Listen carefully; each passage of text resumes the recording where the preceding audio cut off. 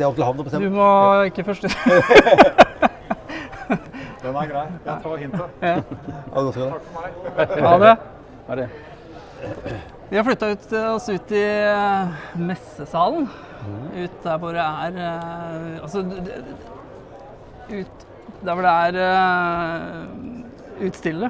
Og jeg må nesten ta film av dette her, for at vi har jo satt oss veldig fint til med bakgrunnen her, men hvis du ser på bildene av ambulansene her, så markerer jo det 50-årsjubileum på Ambulanseforum. Uansett så har jeg dratt med meg disse karene her. Jeg sleit med å si navnet ditt i stad, og så hvis jeg sa det feil, så var det idiot. Daniel Creton, er det riktig? That's right. Ja. Og Robert Christiansen, eller jeg husker forrige gang så jeg sleit litt med det. Carl Christiansen, det er veldig hyggelig å være tilbake. Ja. Du har vært med før, du også. Ja. Daniel, du er Advanced Paramedic. Du har hatt et foredrag her nå på Ambulanseforum. Og du jobber da nede i England. Jeg skal fortelle litt om det senere. Men det som heldigvis for meg da, så har han jobbet som fysioterapeut i Kristiansand. Og bodd i Danmark, som prater dansk. Så da slipper dere å høre på min forferdelige engelsk. Nei, jeg taler godt engelsk, kan man si. Så du kommer til å prate, jeg kommer til å snakke norsk, og så svarer du på engelsk. Engelsk, ja. Det er greit. Karl Robert, vi tar litt hvorfor du er her også. Det er jo en sammenheng her på en måte. Ja, er det ikke det? Jo, det er jo på en måte det. Du hadde et innlegg først om hvordan dere jobber der nede. Du ble mer nysgjerrig på det. Du fikk jo veldig kort tid. 20 minutter kanskje? Hvor langt hadde du? 25, ja. 25 minutter. Vi vil høre mer. Det kan vi ta nå. Og Karl Robert kan nevne da at det handler om utdanning, rett og slett. Skal vi si, det var ikke tilfeldig at jeg fikk slått den etter den? Nei, det var ikke det. Det kan hende at det var planlagt. Ja, det kan hende. Så, du kalte den Dan? Dan, ja. Dan, det samme. Fortell meg, du jobber som Advanced Paramedic i England. Hvordan er arbeidsdagen din? So yeah, I've been working as a paramedic in the UK for some time now. 2007 I started, and over those years I've gone from being an EMT to a paramedic and now an advanced paramedic. And I've chosen the route of urgent emergency care, or community care as you quite often call it. So since 2012 I've been an advanced paramedic, 2013 an advanced paramedic, and the joys this brings really are the variety that it gives you. It gives you so many kind of experiences, and along with the sort of baseline paramedic work, we do additional work and manage a larger caseload of patients with chronic conditions, work very closely with local general practitioners, GPs, elminlæger, and other resources, physios, occupational therapists, etc. We have a good close working relationship with these guys. We're still called out to critical incidents, but quite often as first on scene or second on scene, but not as a primary critical care paramedic. We're there to support and back up. So there's always that baseline of keeping your paramedic skills sharp, but also taking on the additional skills of working in urgent care.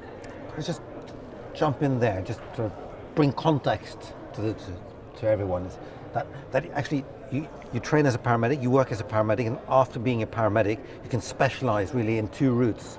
And you've specialized into urgent care, which we often call community care, or legevaktsmedisin.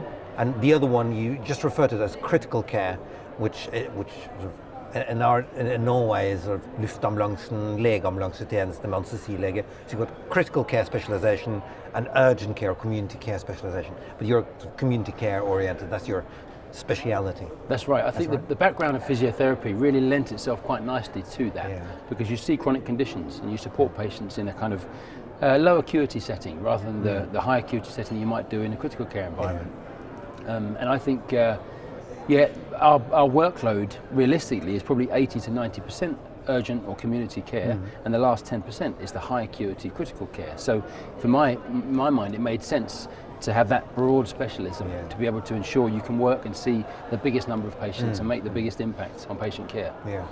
Men da kan du fortelle litt om hvordan systemet er lagt opp der nede da? Fordi at altså hvis man kaller det legemaktsmedisin, og han jobber som paramedic der nede, hvordan vet du systemet i Norge, for eksempel? Yeah, Hva skiller seg? I've got an idea, and I think one of the main differences is probably the lack of things being doctor-led in the UK. We're extremely autonomous, very fortunate. We have a medical director, the sort of top clinician within the trust, the ambulance trust. But other than that, we don't have much to do with the doctor. We don't necessarily see doctors on a regular basis. We are left to be autonomous and manage our caseload, manage our patients autonomously. I do communicate lots with the doctors from a clinical perspective, discussions, shared decision making, that sort of thing.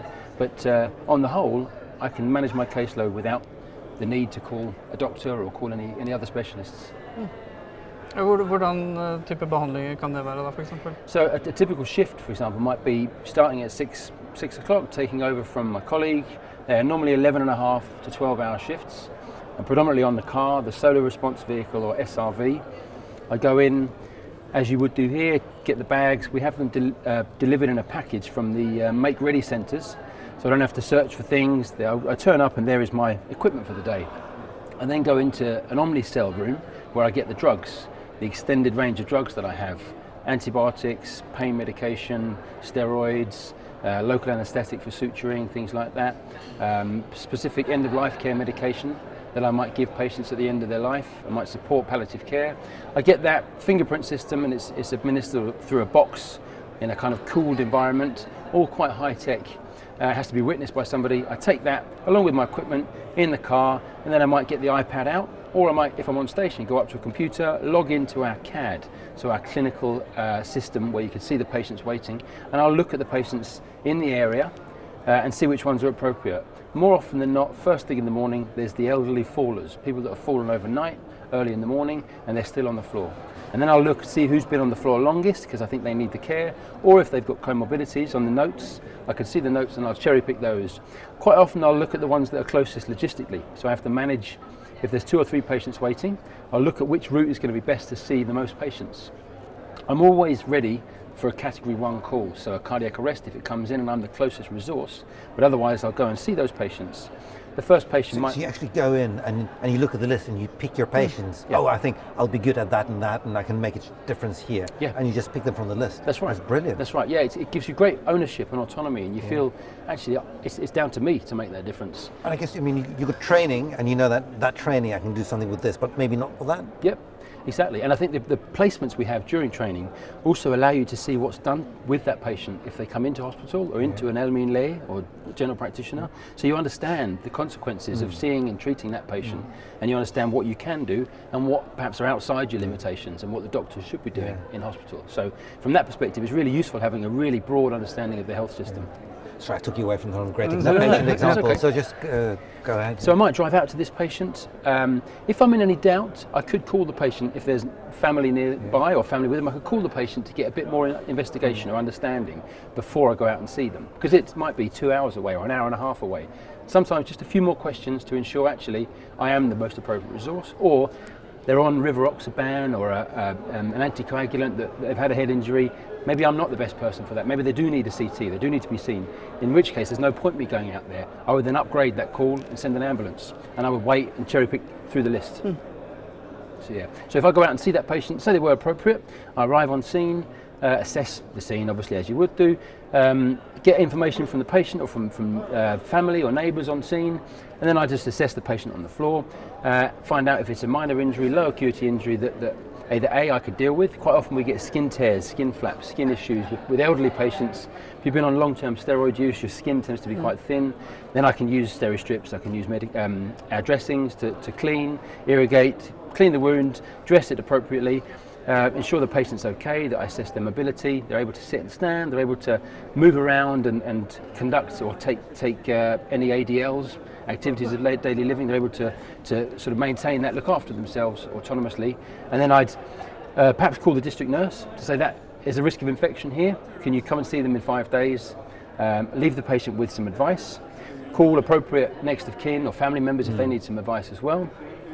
If the patient's high risk, I might call the GP or send the GP an email to say, I've seen this patient, this is what happened, I got her off the floor, she was absolutely fine when I left her, no sign of head injury, no signs of any cardiac issues, respiratory issues. It was an isolated wound that happened from an extrinsic fall, so she tripped over a rug or something like that due to poor balance at that age. And then I might just leave the patient with advice, appropriate safety knitting, ask if she's got any questions, the expectations are met, no medical needs at all, I've assessed everything. I go back into the car, get the iPad out, and I might look for the next job from the scene. I won't travel back to station, because more often than not, it's better to stay in the community. Ja. So that way you actually avoid hospitalization and unnecessary hospitalization. Yep. Since she's up and mobile, she doesn't have a neck or femur fracture. Yep. She's up and she can actually take care of herself.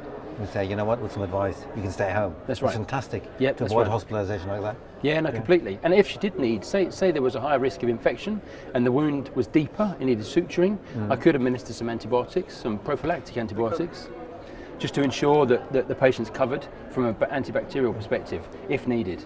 And if I want to get more information, I call the GP and I just ask for the patient records. I ask to provided it's within working hours, gain an understanding of the patient's history, if there's any chronic conditions, anything I should be aware of. Invariably, if the patient's in long-term care, she'll have good notes. And we use a lot of the sort of leadership and quality improvement areas to ensure that our care homes, by communicating with them, have good notes for their patients. That anyone who has ongoing sickness and needs help at home, they have good communication with the ambulance crew, because it's vital. We need that information. Men altså, de casene du beskriver her, det er jo som jeg tenker på, altså, det er jo caser som som på en måte kommunale problemer, da, altså pasienter som du skal tilse, altså sårstell og sånne type ting, men som ikke, altså det hvis du kjenner systemet i Norge for eksempel, dette, du kan sikkert svare på, Karl, dette blir det som en type legevakts, sånn som legevaktsbilene, der hvor det Det var nok derfor jeg brukte ordet legevaktsmedisin tidligere i praten vår også. Det klart at det jo en grensegang mellom ambulansetjeneste og det som på en måte kommer fra primærhelsetjenesten. Ja, og hvor den her? Ja, ikke sant, for ambulansetjenesten rykker jo ut til oppdrag som man tror i det man rykker ut kanskje noe for spesialisthelsetjenesten og ambulansetjenesten. Og så kommer man frem og så ser man at dette her jo egentlig primærhelsetjenesten. Kanskje skal kjøre dette til en legevakt, eller vi litt usikre. Utfordringen jo at ambulansetjenesten har ganske lav terskel for å da transportere til sykehus. Fordi vi en del av spesialisthelsetjenesten. Men når man først kommer ut der og så ser disse pasientene, så det en del ting vi fra ambulansetjenesten strengt talt med mer trening og kompetanse og ansvar kanskje bare kan håndtere direkte. Og kanskje særlig i en verden nå hvor vi har mer sentraliserte legevakter også, med interkommunale legevakter. Det lengre transport. Dette pasienter som kanskje, selv om det rent medisinsk sett tilhører primærhelsetjenesten, så kommer de seg ikke til legevakten. Det vi som kjører dem til legevakten. Men så viser det at det kanskje like greit at vi bare tilser dem med en gang og gjør oss ferdig, og så kommuniserer med legevakttjenesten eller fastlegen og bare informerer dem om at vi har vært hos. Dette nå dagens status. Så dette nok en del av det, at vi må begynne å tenke. Vi har tenkt på dette som siloer. Spesialisthelsetjenesten som en silo, og primærhelsetjenesten som en annen silo. Men ambulansetjenesten jo på mange måter broen, den opererer i en sånn gråzone imellom. Og dette nok et sånn uttrykk for det, tror jeg. Men hvis du går på type, din rolle i de akutte setningene da, hva vil det være? Vi skal gå litt på utdanning og sånt nå etterpå, men du sier at det type sekundæroppdrag, kan man kalle det? Yeah, the first job. Yeah. So the next job on that shift might be a cardiac arrest. Yeah. So then I have to think not urgent care but critical care. And I'm second on scene, say, as a support, an advanced paramedic support. I get on scene and then I'll manage the scene or ensure that everything's carried out correctly, that the crew that are involved are able to conduct their resuscitation appropriately. If I need to, I can swap and get involved, but more often than not, I've managed the scene. Use the leadership skills that I've been taught as an advanced paramedic to manage that scene, manage the staff and the patient and the family's welfare during that one. And yeah, that might then take up the next hour or hour and a half of my shift with that one. Invariably, I won't travel with the patient to hospital unless, of course, the crew aren't necessarily capable of doing it themselves for various reasons, whether their training isn't appropriate, then in which case I would get in the back of the ambulance and I'd continue to treat that patient en route to hospital. They would then follow in my car so that I can take the car from hospital and carry on my day from a self-dispatching perspective. And then it might be, from that perspective, I might go on to an end-of-life care patient, a palliative care patient, where I'm called either as backup from a crew who are there dealing with distressed relatives or a distressed patient, and sometimes even opposing views from a local GP or an out-of-hours GP. But actually the patient's family desire the patient to stay at home. The patient in their advanced directive have asked to stay at home, but an out-of-hours doctor only necessarily sees what they read on the screen. That patient needs to go in, they're at the end of life, we need to treat them. But actually, when we look in the notes, and then I can have a respectful dialogue with the GP to explain the situation and explain how I have just-in-case medication. I can treat the patient, treat the breathing difficulties, treat secretions, I can treat seizure activity, I can treat pain as well and comfort, and ensure the patient is left at home as they've desired and able to have a dignified death. That might then involve some debriefing with the staff afterwards, particularly if they've had difficult discussions with carers, with family, excuse me, or with medical professionals. And after that, I'll clear up, green up, and go into the car and then select the next job that I go to.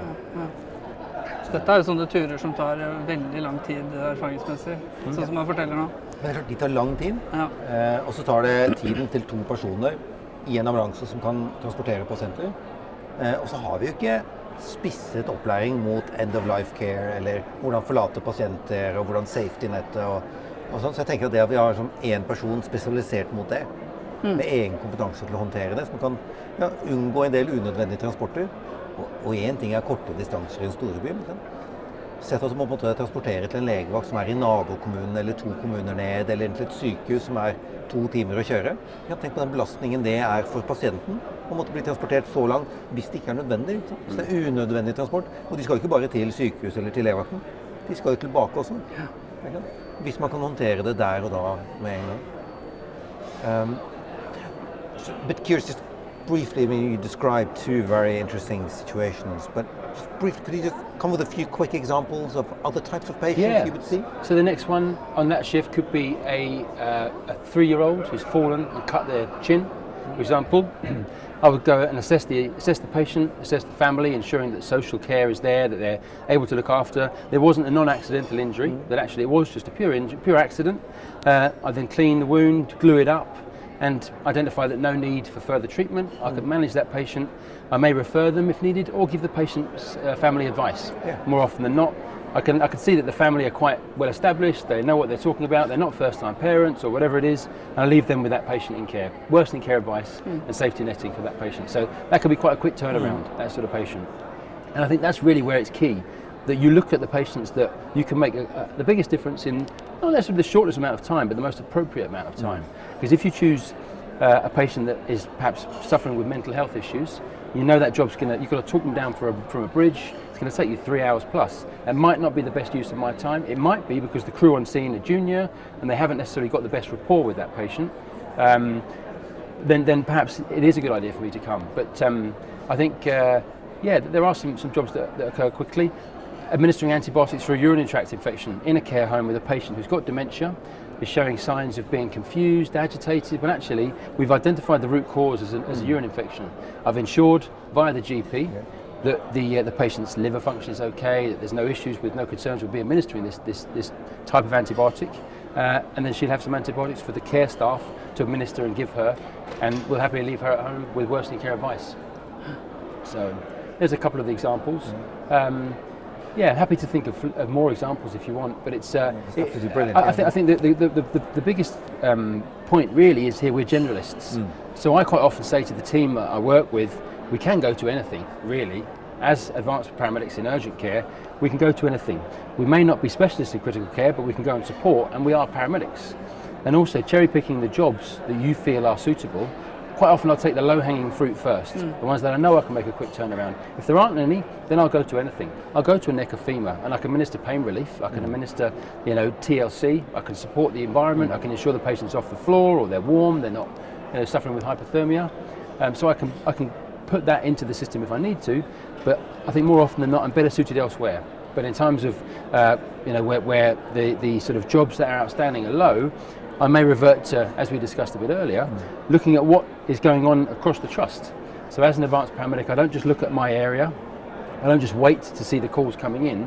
I've got a big picture of what's happening in the east of the trust, in the west of the trust, in the north and the south of the trust. And if I can see actually, we're okay today, we're happy, we've not got many patients waiting, but over there, in Thanet or Ashford or another part of southeast England, they're really struggling. They're waiting hours in the hospital car park.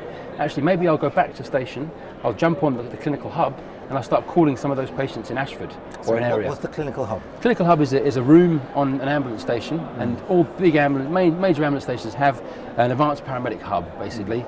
And it's a hub with 2 or 3 terminals with 3 screens where you can see activity across the trust.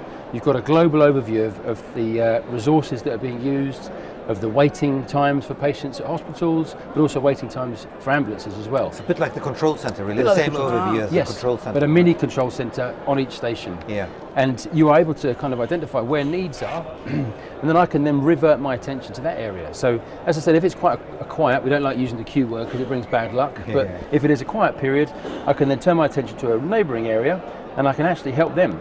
And by talking to and treating the low acuity calls on the phone remotely enables the ambulance crews to be freed up for the more critical patients in that area. There's nothing worse when you're stuck with a patient that you feel doesn't necessarily need to go to hospital, and you hear that radio broadcast, there's a cardiac arrest around the corner.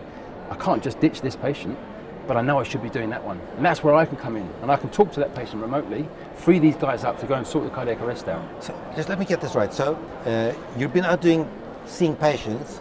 There's no more patients in your area, so you go back to your station. You've got a mini medical call center in your station where you see whatever's going on in your whole service. And far away, you see there's big pressure, lots of jobs queuing up. Sorry, the Q word. No, quiet is the word we don't use. Right. Queuing is fine. Queuing is fine. Yeah, Okay. So you see jobs queuing up, and then you go, and then you call back to the patients, and you say, and then you do sort of more investigations and you talk more to the patient next of kin and actually give them advice over the phone. And maybe decide they don't need an ambulance, and then... Yeah, and in times of pressure, particularly during COVID, particularly with children. I have many calls overnight where actually it's more appropriate for that child to get in the back seat of their mum or dad's car and drive to a local hospital. They get the same treatment, they'll have the same waiting time, but they'll free up an ambulance for that. The child isn't, critically ill. If they were, obviously I'd get an ambulance there, and I'd upgrade the call. I can see the grade it's been given first off, and actually they've deteriorated since the call taker took the call, or they've improved. And maybe they don't need to see anybody today. Maybe they can wait till tomorrow morning. So it really just frees up the resources to enable them to do what they've been trained to do, what they want to do, and what the trust needs them to do, really. That's impressive, yeah. It gives you a sense of satisfaction that you can make an impact. Because that's what we all want out of our jobs. We want to make it feel like we're making a difference. We're helping people. And whether I'm helping them face to face, which I love, or whether you're helping them remotely. It took a bit of getting used to doing the remote stuff, because we aren't necessarily designed as paramedics to be sitting indoors. We like the outdoors, we like to be in the elements. But I think there's pros and cons. The pro being you can see multiple patients in a shift. You can. Ja, vi holder på en podcast, Anders. Ja, vi får ta det etterpå. Og sjefen vil ha et par ord. Vi får ta det etterpå. But essentially what you're saying is that parts of your shift you might be out seeing patients, and when it suddenly gets quiet, you go in and you just sit at the call center and you phone patients and just talk to patients who are in an area far, far away, just to relieve pressures in other areas. That's brilliant. Yeah, so we have rostered shifts where that is what we're supposed to be doing that day. But I think during the times where actually my need is better served elsewhere, we have the flexibility to do that. It's just interesting also just from a worker perspective, having the dynamics of sometimes being outside and then, middle of the shift you go inside or probably vice versa as well. Yeah, it's brilliant. Must be an interesting sort of job. It is, but I think you, as I said, that ownership aspect gives you more of a desire to improve the service. And that's where the leadership piece comes in. Identifying a need for quality improvement, seeing actually the service needs a different approach today, and let me provide that because I have the skill set to do that. Men hvor lenge har dere holdt på? Hvor lenge har dere hatt en praksis med Advanced Paramedic? So since 2013, I qualified as a paramedic practitioner, and then in 2015-16, we started using the title Advanced Paramedic, and that sort of became the norm across the... Og hvorfor så dere behovet? Sorry? Hvorfor så dere behovet for å ha I would spesialiserte... say, yeah, I think that we saw in some of the talks today that recruitment is challenging. And I think having an advanced paramedic, that next level of clinician, gives paramedics something to aspire to be, something to work towards, career progression. It enables you to join the job thinking, actually, there are other levels, there are layers, there's more competencies I can learn. There's nothing worse than stagnating. And I think if you stagnate, then the service doesn't evolve and improve and develop. And this gives that opportunity. It also gives us the opportunity to give back to staff, because we're giving allocated time to supervise, mentor, to ensure people are all singing from the same hymn sheet and everyone understands that wider picture, which is really beneficial. But I guess also, I think it's career progression and keeping people in the job is a good thing. But I think also at the same time, I think what we've been doing now is we get more and more jobs every year. We're not really getting more and more sick patients, we're just getting more jobs. And until now, we've just added more and more ambulances. Yeah.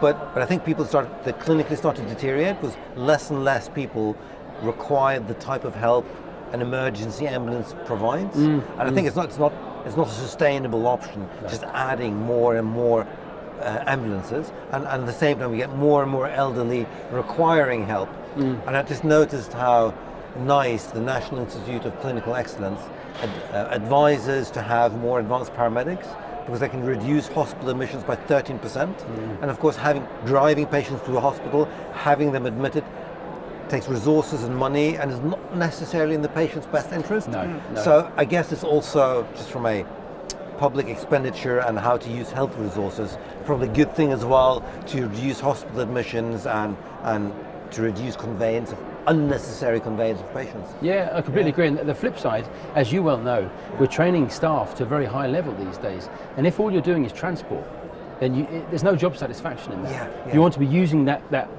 sort of wonderful brain they've got, using those clinical skills and the clinical decision making that you're taught throughout university, and we're putting that into practice. And we were seeing that staff were going elsewhere where they get those challenges. Staff were leaving and joining general practice, when actually we can allow them to support general practice but from within the ambulance service.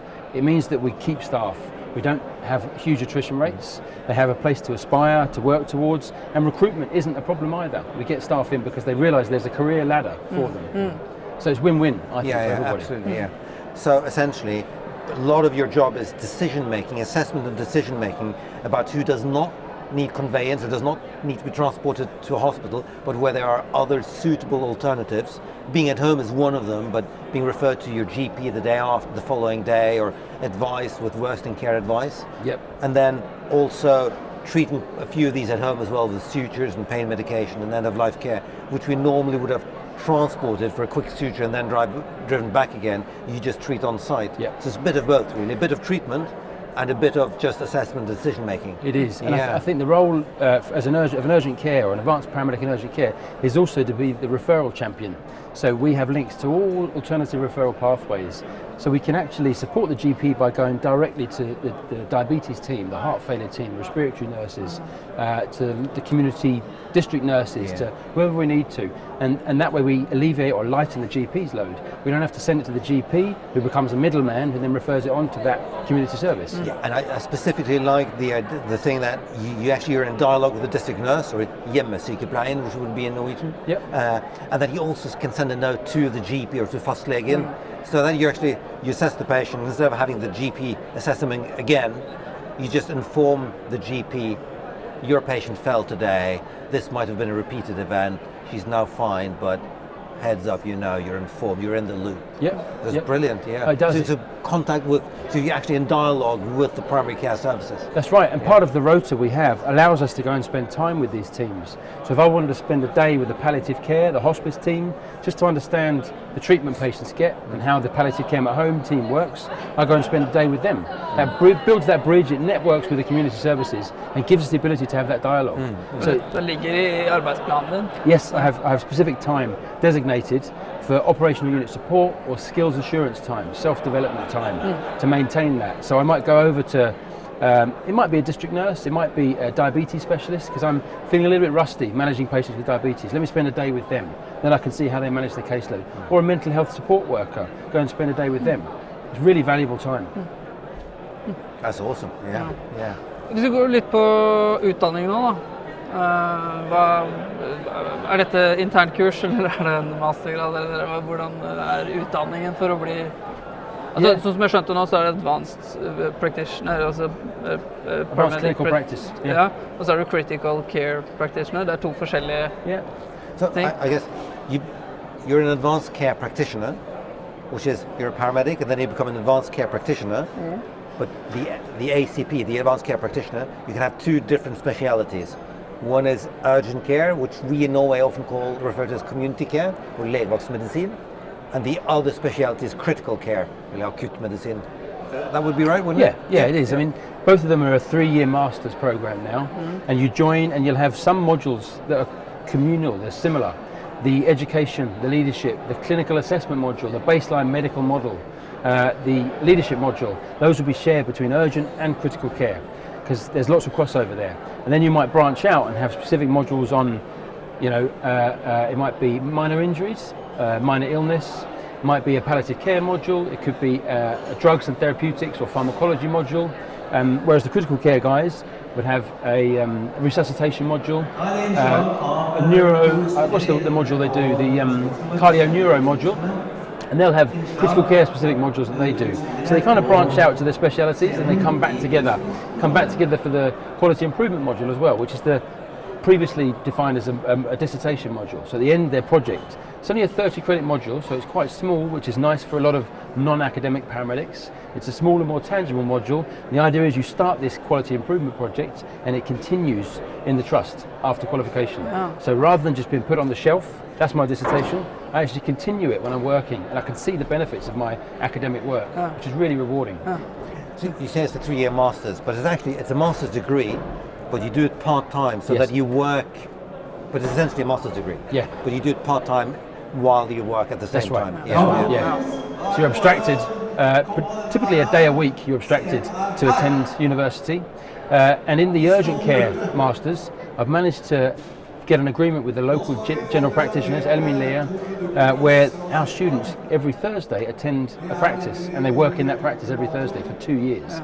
So they do the first year to get the underpinning theory. After that, they go out every Thursday in general practice. So Thursday they might be working with a doctor, a general practitioner in a clinic, and then on the Friday they'll be back on the ambulances or back on the car, and that knowledge can then be thrown into both settings, so it's transferable knowledge, which is really useful.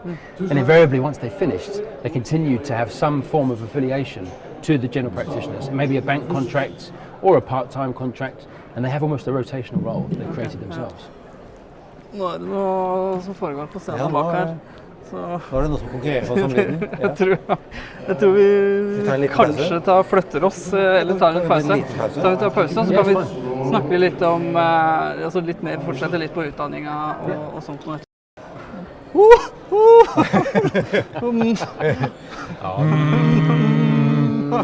Da vi tilbake. Vi måtte bare ha en liten pause her, fordi det skjer litt grann i messesalen her nå. Det litt grann, utstillerne har litt grann demoer og sånt nå, så da ble vi rett og slett ukonkurrert på lyd, tror jeg. Men hvor var vi? Vi skulle prate om utdanning. Ja, men før vi skulle snakke om utdanning, det snakket vi litt om i pausen, fordi nå Dan snakker mye om den kliniske delen av arbeidet sitt. Men hvis jeg har skjønt det riktig, så det sånn at innenfor Advanced Care Practice, når du en Advanced Care Practitioner, så snakker de på en måte om 4 pilarer du jobber innenfor. So, can you take us through the 4 pillars of practice? Because clinical work is one pillar, yes, right? Yeah. So what are the other pillars? So we're moving towards calling it advanced practice, which it used to be called, and I think the advanced clinical practice is a mouthful. And advanced clinical practice would imply that it's clinical practice, but actually it's not. It's advanced practice across 4 pillars, clinical being one of them, and pretty much the strongest, the most familiar, the one we love, the one we will lean towards, and the one we're best at often. Yeah. We've also got other pillars that are education, leadership, and research. And this isn't to say that you need to be equally good at all 4 pillars. You might have a strong clinical pillar, a less strong leadership, and even less strong education, and then research is something you need to improve upon, but it's there. Depending on your role, we have managers and leaders within the ambulance service that are also ACPs, and their management leadership pillar is stronger by far. But in the course, we teach separate modules. We have a leadership module, an advanced clinical education module, and we obviously have the research modules, 2 of them, implementation improvement science and the quality improvement project, as I mentioned at the end. That's where the research component comes in.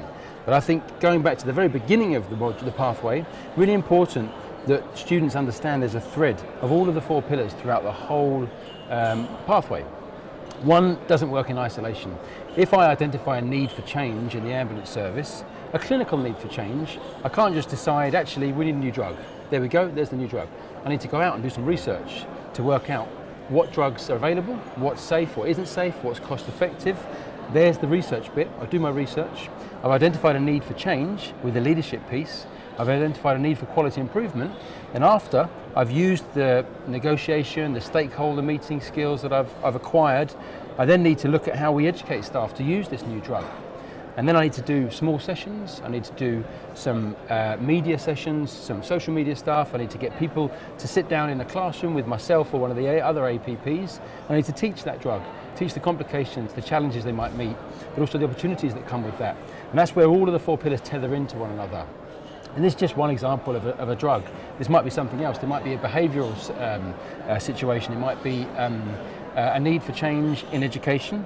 I mentioned earlier that we sit on a clinical hub, and as I'm talking to these patients on the hub, I might, after 3 or 4 shifts, think, hang on a minute, there's a trend here. Every time the patient tries to leave somebody at home who has comorbidities or has a head injury, okay, that's quite a classic one because we see that often. Elderly fallers, head injury, I want to leave this patient at home, but actually they keep missing out on this key factor that they're on blood thinners or anticoagulants.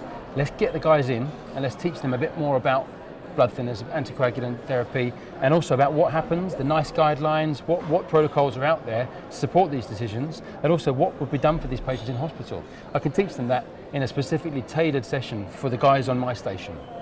So that's really where leadership, education and research come into play, to be honest. Så But I would guess- Forstår jeg det riktig at du tar det ut små grupper? I think it all depends on learning styles, and that's really where the education pillar informs me.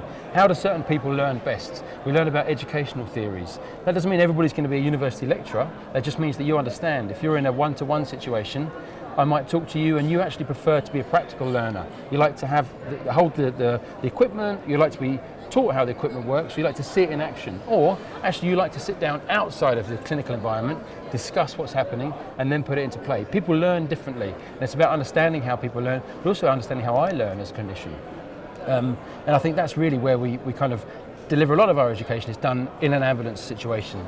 Doesn't mean to say that it has to be one-to-one, it can be bigger groups, it could also be online, Teams calls now. We live in a large trust, much like you guys do, the distances are quite vast. Perhaps not as vast as you guys, but if you go from one end of the trust to the other, you're looking at least a 3-hour journey, maybe more. I could get a Teams call for the groups and the teams there, and I could put a session on via Teams, and I could do that myself. I'm given time to do that. I might send a survey out to collect data, informing me of what staff want to learn, the next opportunity. And there's the research piece. It's a smaller scale, but there's the research piece. I then do my own research about the subject itself, and I deliver that education, work out the best method of delivering it. But I also guess that throughout a career, you will, and sometimes throughout your career, you'll be clinically quite involved. And then you say, you know what, now I'm going to spend more time as a training officer. And maybe you spend most of your time as a training officer, delivering training, sort of in-house training days, coaching other staff. You'll still do a few clinical shifts, but maybe the training part of your job will be more and more dominant. And then maybe you for some time go back to the clinical side, or maybe you'll take in a leadership role for a few years or a year. And then maybe you go, oh, I'd like to do sort of a quality improvement project. I've seen something I'd like to spend some time on.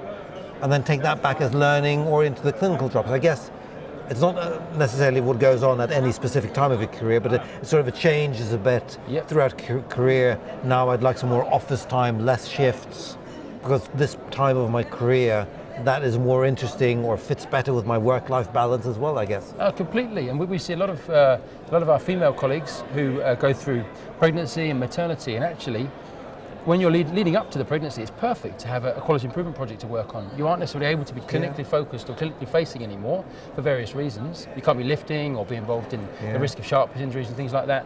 You can actually work on a project yourself, which is great. And it just makes you feel involved still, as if you're part of a bigger picture, which is really what we all want out of our careers. So essentially the 4 pillars of clinical work educational work, leadership work, and research work.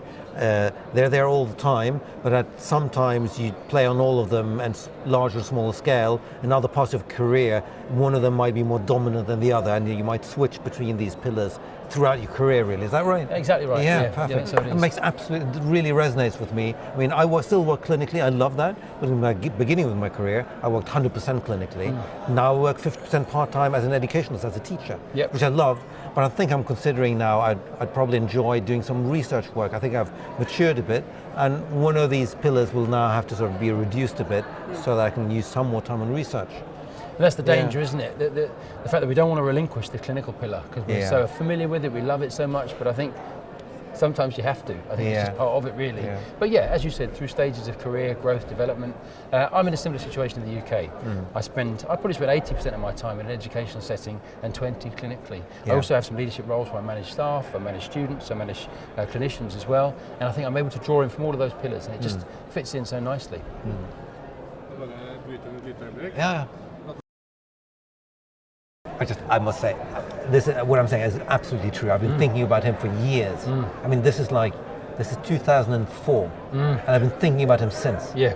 And this is the first time I meet the guy. Really? Yeah. That's crazy. That's really cool. Det jo mange vi møter her på Ambulanseforum. Ble vi nettopp avbrutt av en kar. Bjørn Solheim, en flott fyr. Første hjertestansen jeg har hørt på. Ja. Så fortalte en historie der. Virkelig hatt masse følelse for den episoden, og alt det jeg lærte han den gangen. Han har vært en av de mest jeg har sett opp til. Så det var veldig hyggelig å se han igjen. Ja. They say never meet your heroes, but it's okay. Ja. You're my hero, det var det første du sa. Jeg skal inn på et foredrag ganske snart. Så vi må jo fortsette. Hvor var vi nå? Vi snakket kort om the 4 pillars of practice, var det vi snakket om veldig kort? Og jeg tror egentlig at de kom oss igjennom. Sorry, in English, the ownership is on the users, the advanced paramedics, to identify how they put that into practice.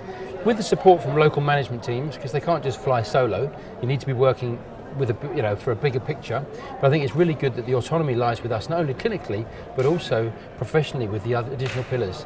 So if you want to have a project, it's really key that you buy into it. You want to do it. You can see the need. Og dette tilrettelegger arbeidsgiveren din for? Yeah, so we have a roster. And there are days in the roster that are used for operational unit support. Team plan. Turnus, yeah.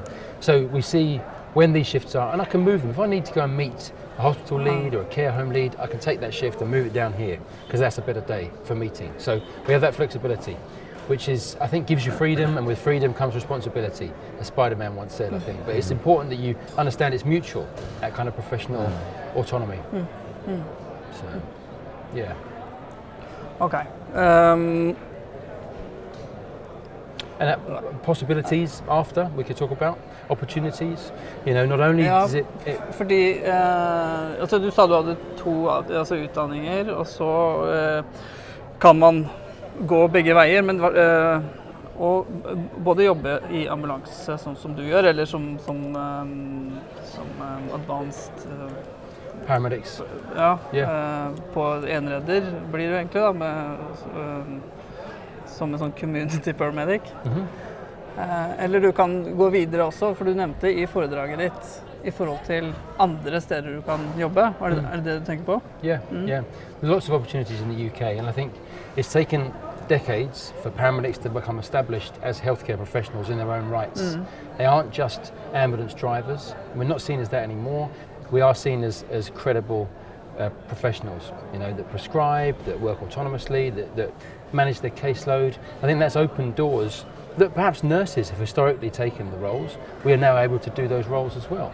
I mentioned working on film sets. You guys already work on oil rigs and remote at sea, but austere environments, the military, the police, custody, prison services.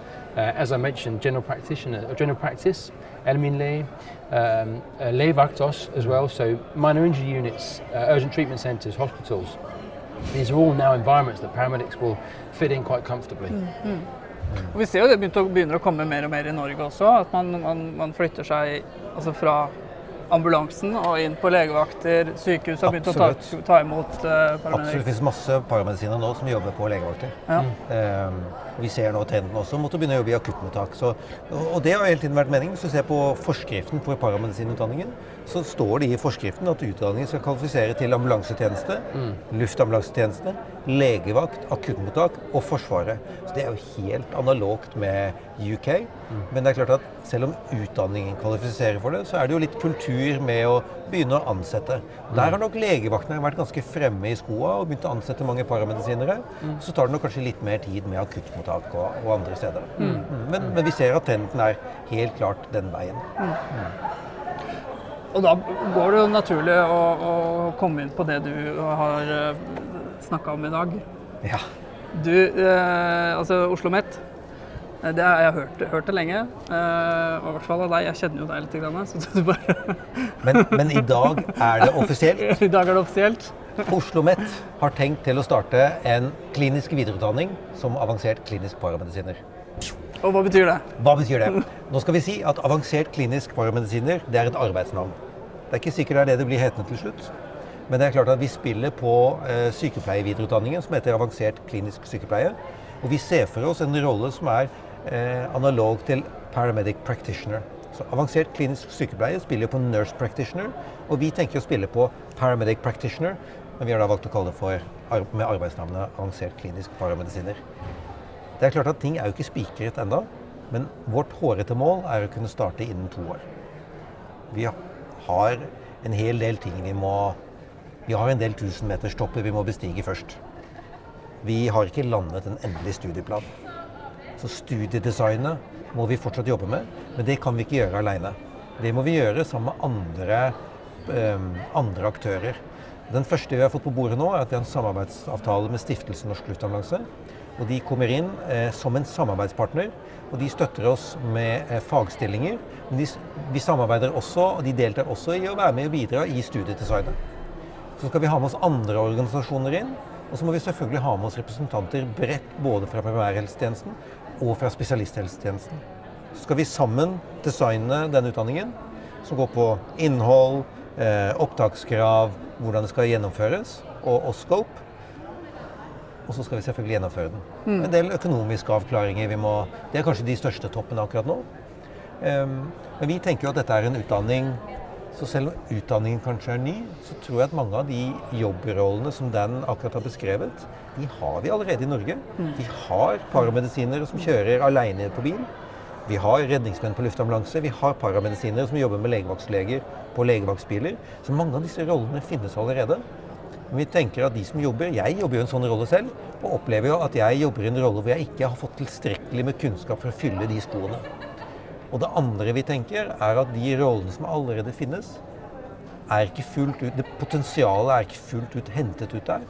Ved å tilføre en utdanning på mastergradsnivå, så kan vi utnytte det potensialet som ligger i eksisterende jobbroller i Ambulanse-Norge og i primærhelsetjenesten-Norge da. Så dette synes vi er veldig, veldig spennende. Så er det jo veldig viktig, altså nå har vi kommet såpass at vi har bachelor vi har fått en egen bachelor og kommet på master, og vi har begynt å få flere og flere som forsker på vårt nivå da. Altså det er akkurat du sier det, fordi vi tok inn vårt 10. kull nå i høst, og da passer det veldig fint at vi kan annonsere at vi starter en paramedisin mastergrad. Og hvis vi klarer å starte om 2 år, så vil det være omtrent når det 10. kullet blir uteksaminert. De vil uteksaminert om 3 år, så det er en viss skjønnhet over det. Ja. Og det er klart at det er spennende, og det er fortsatt mye usikkert, men hva ser man for seg av hvordan blir ting lagt opp etter 2 år? Master er 2 års studie, fulltidsstudie, eller er man ikke der ennå? Altså, vi må bare være så ærlige å si at ting er på tegnebordet. Ja. Jeg kan si noe om vi vet ikke noen fag eller type? Jeg kan si litt om ting vi snakker om. Ja. Vi tenker oss at dette er en utdanning som retter seg mot folk som allerede er i arbeid. Og da tenker vi oss nok at dette må være en master som åpner opp for at man skal kunne jobbe parallelt. Og vi tenker oss jo nå igjen, dette er tidlige tanker, men vi tenker oss at det er naturlig at det er en utdanning for hele Norge. Og hvis du skal kunne jobbe og bo andre steder i Norge, så er det naturlig at det blir en del litt mer samlingsbasert.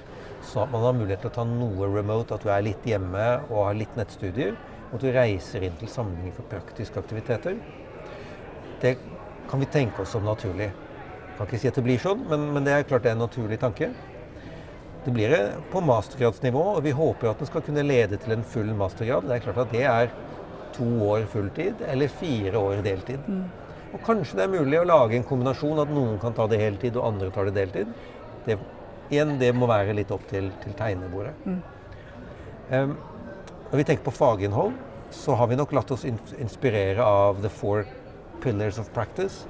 Og det er klart det kliniske kommer nok til å være en stor del, men det skal være mastergrad, så vi må ha forskningsmetode. Og dette kommer til å være, som Fredrik Hetman sier, forbrukere av forskning.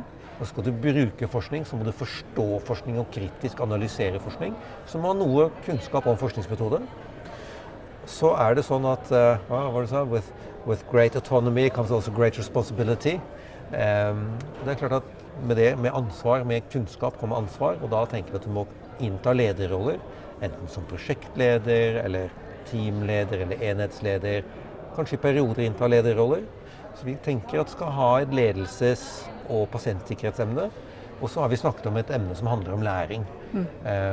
Fordi du må bidra til læring av dine kollegaer og din egen arbeidsplass og miljøet rundt deg. Men vekten kommer nok til å være på de kliniske emnene, og vi tenker også at de kommer til å spenne fra legevaktsmedisin til akuttmedisin, og at vi klarer kanskje å fange opp begge deler. Vi tenker at hvis du jobber på Finnsnes, så vil du, akkurat som i Oslo for så vidt, rykke ut på eldre som har falt, urinveisinfeksjoner, feber, sårskader. Men er det en trafikkulykke eller en hjertestand, så må du nok rykke ut på det også. Så du må kunne spille på begge strenger. Og vi tenker at i Norge så har vi en tradisjon for gode generalister i front, og det er det vi ønsker å støtte. Gode generalister i front der pasienten er, med høy kompetanse. Og så tenker vi nok, som den også var innom, dette med det å kunne ha en karrierestige og det å kunne spesialisere seg, det tenker vi er bra. Dette her blir spennende. Jeg tror at vi runder av nå, for nå skal jeg gå inn og høre på neste foreleser her. Han har begynt nå, for 3 minutter siden. Hjertelig ikke velkommen. Nå begynner det med slutten. Takk for at dere gadd å sette det ned. Og utrolig spennende å høre hvordan dere jobber der nede. Jeg gleder meg også til å høre mer om 2 år. Om 2 år. Ja, du er spent på utdanningen til Norge. Ja. Det er jo sånn at Dan er jo her fordi han jobber som Paramedic Practitioner i South East Coast Ambulance Service, men han jobber jo også på St. George's University og sitter i ledelsen for ACP-programmet der. Så det er klart at det er jo fristende for oss å hente kunnskap og samarbeide med St. George's, noen som har gjort det før oss, og som kan det. Sånn at vi tenker jo et strategisk samarbeid også med St. George's. Ja. Takk skal dere ha. Selv takk. Takk skal du ha. Ha det. Ha det.